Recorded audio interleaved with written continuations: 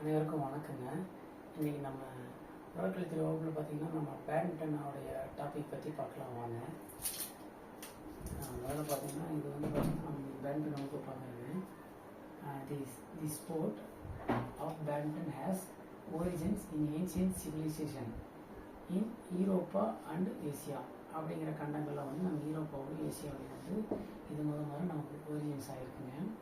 அடுத்தது பார்த்திங்கன்னா second point a contemporary from of badminton, a game called bone in the bone சொல்லுவோம். அது third point பார்த்தீங்கன்னா the ancient game known as battledore or bat or battle இப்படி சொல்லுவாங்க. third point இதனோட founder the founder of the badminton game யாருன்னு பார்த்தீங்கன்னா டக் of பிஃபர்ட். இவர் தான் வந்து இந்த கேமுடைய ஃபவுண்டர். அடுத்தது பார்த்தீங்கன்னா ஒரு 5 பாயிண்ட் பார்த்தீங்கன்னா 1893 தி பேட்மிண்டன் அசோசியேஷன் எங்கே ஆச்சுன்னா இங்கிலாந்தில் ஆயிருக்குதுங்க. அடுத்தது பார்த்தீங்கன்னா 1898 the first open tournament was Guildford the ஃபஸ்ட்டுங்க.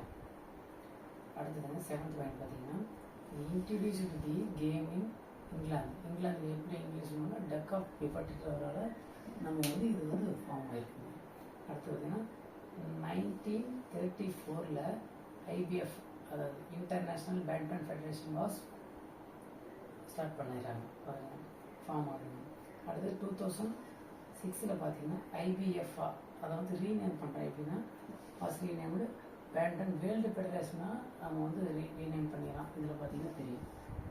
அடுத்தது 1934 பாய் அப்படின்றத கொண்டு வரோம், பேட்மிண்டன் அசோசியேஷன் ஆஃப் இந்தியா அப்படின்றது. ஓகேங்க, அனைவருக்கும் நன்றி. மீண்டும் நம்ம அடுத்த ஒரு வகுப்பில் சந்திப்போம்.